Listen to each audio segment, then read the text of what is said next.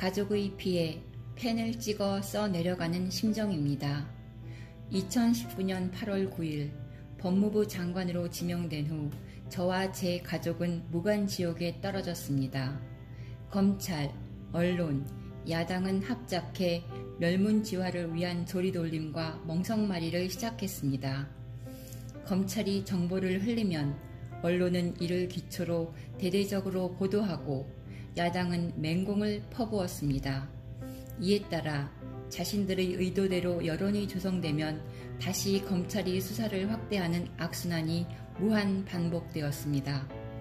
검찰, 언론, 야당은 이심전심 또는 일심동체로 스크럼을 짰습니다. 이들에게 검찰은 살아있는 권력과 싸우는 정의의 화신이었고 윤석열 검찰총장은 사심없는 무오류의 영웅이었으며 법치는 검치였습니다.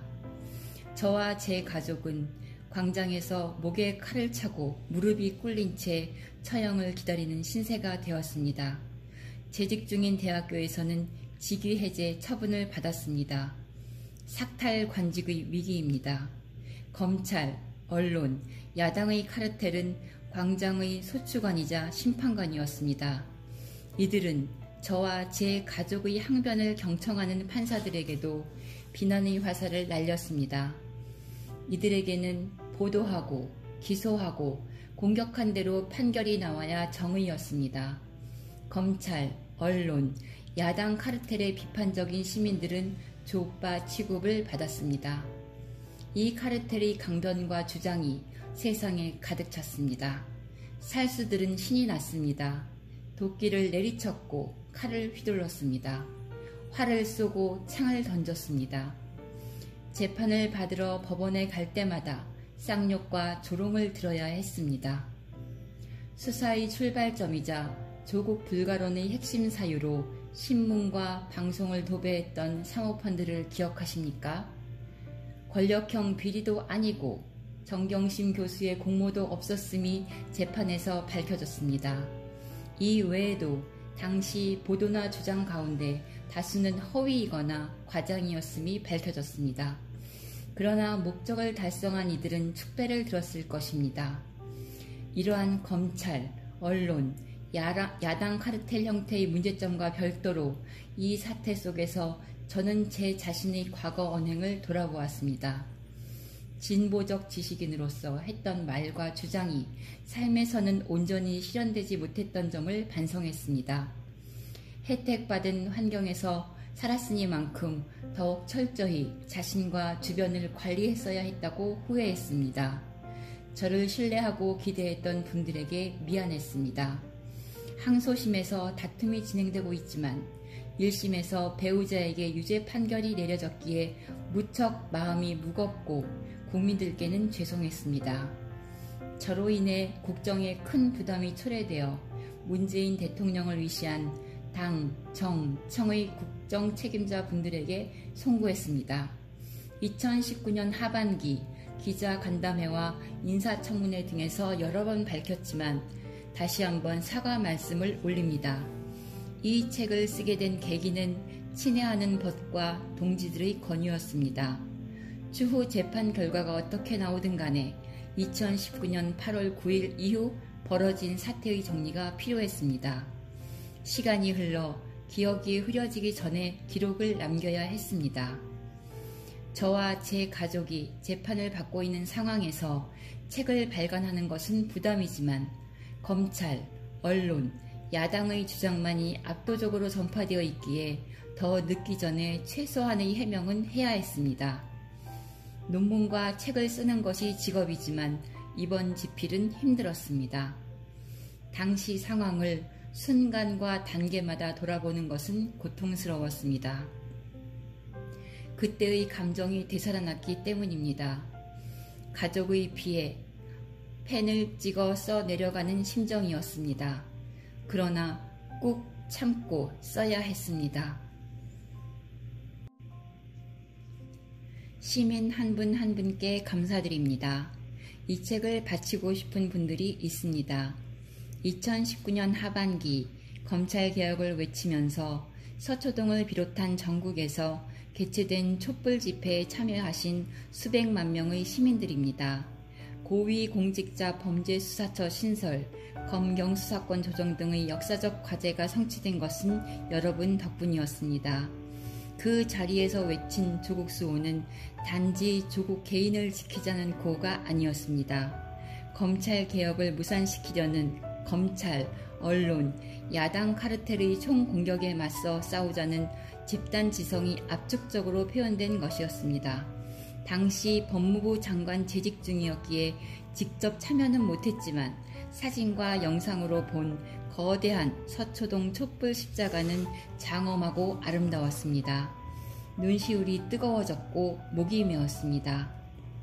2019년 하반기 사태 발발 이후 끊임없이 위로와 응원의 편지를 보내주신 시민들, 2019년 9월 2일 국회에서 열린 기자간담회가 끝날 때까지 정문 앞에서 기다리면서 성원해주신 시민들, 2019년 12월 26일 저에 대한 구속영장 실질심사가 열린 동부구치소 앞에서 새벽까지 추위에 떨면서도 응원의 함성을 들려주신 시민들, 스토킹에 가까운 언론의 과잉 취재를 막기 위해 조를 짜서 몇 달이고 저희 집 근처에서 매일 경비를 서주셨던 시민들, 재판이 열릴 때마다 새벽부터 줄을 서서 방청권을 받아 방청해주신 시민들, 출정과 퇴정 때마다 욕설과 저주를 퍼붓는 자들에게 맞서서 힘내세요, 조국은 무죄다 라고 외쳐주신 시민들께 감사의 마음을 전합니다.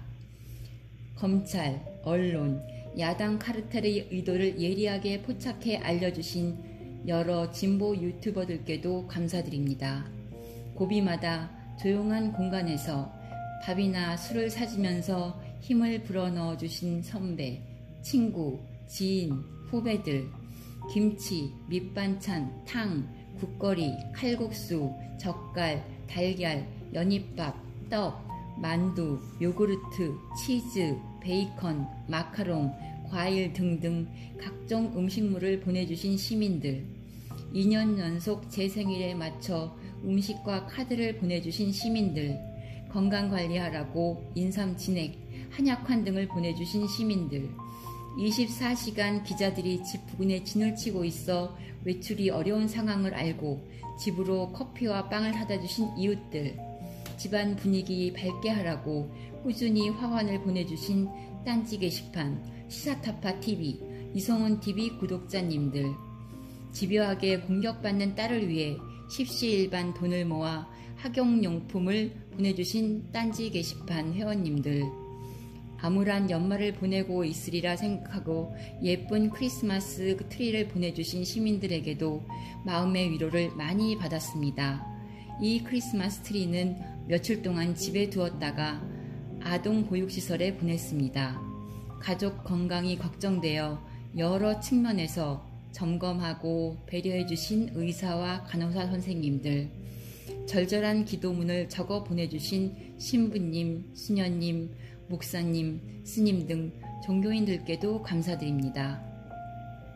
건물 승강기에서 만난 저에게 공격 많이 받으시던데 힘내세요 라고 안쓰러워해 주시던 시민들, 저를 알아보고 택시비를 받지 않으려 했던 택시기사님, 조용히 대리운전을 마친 후 떠나시면서 잘 버티십시오 라고 말씀해 주신 대리기사님, 밥을 먹고 나오는데 주차장으로 따라오셔서 아무 말 없이 포장한 편육과 국물 또는 김밥, 주먹밥 등을 차 안에 넣어주신 식당 주인분들, 포장 주문을 한 후 찾으러 갔는데 몇 개 더 넣었습니다 라고 하신 식당 주인분들, 빵을 사러 갔는데 이를 어째 하시면서 빵을 더 넣어주신 빵집 주인 할머니, 커피를 주문하고 계산을 하려는데 카드를 받지 않으면서 지치시면 안 됩니다 라고 말씀하시거나 덤으로 수제 드립 커피 봉지를 챙겨주신 카페 주인분들,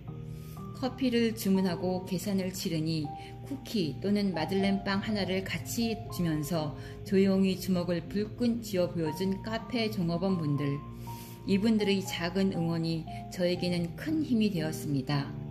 카페나 식당에서 저를 알아보고 다가와서 낮은 목소리로 인사를 해주신 시민들, 모임 장소에 차를 몰고 갔는데 차 열쇠를 받으면서 힘내십시오 라고 말씀해주신 주차 요원분들, 주유를 마치고 시동을 거는데 캔커피를 차 안으로 넣어주면서 지지합니다 라고 말씀해주신 주유원분들, 집으로 배달을 오셨다가 저와 마주치자 손을 꼭 잡아주신 택배기사님, 쓰레기 봉투를 버리러 나온 저를 보시고 이런 상황에서 직접 버리러 다니지 마세요 라면서 봉투를 낚아채 대신 버려주신 아파트 청소 담당 직원분, 밤에 동네를 산책할 때 알아보시고 다가와 서초동 나갔습니다. 건강 챙기세요 라고 인사를 건네주신 주민 여러분들, 페이스북, 트위터, 온라인 게시판 등에서 힘을 보내준 수많은 시민들께 각별한 감사 인사를 올립니다. 힘을 모아 버티겠습니다. 저희 한계와 흠을 아시면서도 이렇게 위로와 격려를 해주신 분들 덕택에 여기까지 올 수 있었습니다. 평생 잊지 않을 것입니다. 수모와 모욕을 당한 후 기소가 이루어지고 여전히 재판을 받고 있지만 김주대 시인이 저를 위해 쓰고 그린 문이나 속글처럼 죽지 않고 살아 돌아왔습니다. 공소권 없음을 바랐던 사람들의 은밀한 희망과 달리 죽지는 않았습니다. 촛불 시민 덕분입니다. 날벼락처럼 들이닥친 비운이지만 지치지 않고 싸우겠습니다. 장작불에 불을 붙이는 데 쓰다가 꺼져버린 불쏘시개이지만 불씨 하나만 남아있으면 족합니다. 이 불씨 하나를 꺼뜨리지 않고 소중히 간직하며 주어진 삶을 살겠습니다. 2019년 10월 14일 장관직에서 물러났으나 2020년 4.15 총선과 2021년 4.7 재보궐선거 과정에서 보수 야당과 언론은 저를 다시 소환해 공격했습니다. 더불어민주당 일각에서도 4.7 재보선 패배 원인의 하나로 조국 탓을 했습니다. 겸허한 마음으로 어떠한 비판과 질책도 달게 받을 것입니다. 저를 밟고 전진하시길 빕니다.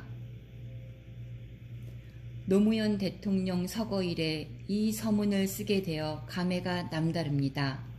책이 발간되는 시점에도 계속되고 있을 재판이 언제 어떻게 종결될지 알 수 없습니다. 2022년 대선 무렵까지 진행되어 수구 보수 진영의 정치적 공격 소재로 활용될 것 같습니다. 저와 제 가족의 소명과 항변을 법원에서 얼마만큼 받아들일지도 알 수 없습니다. 불안과 걱정이 사라지지 않습니다. 그러나 제 영혼과 정신의 힘을 모아 견디고 버틸 것입니다. 피고인의 최후 보루는 법원이라는 믿음을 포기하지 않고 끝까지 주장하고 호소할 것입니다. 마지막으로 저와 함께 이 무간지옥을 견디고 있는 가족들에게 고마움을 전합니다. 찔리고 베이고 부러진 상처가 너무 깊어 아무는 데 시간이 걸리겠지만 내면은 더욱 단단해지리라 믿고 희망합니다. 이 고통의 시간이 어떻게 마무리되건 그 뒤에도 인간으로서의 삶, 시민으로서의 삶은 계속될 것입니다. 2021년 5월 23일 조국 드림. 감사합니다.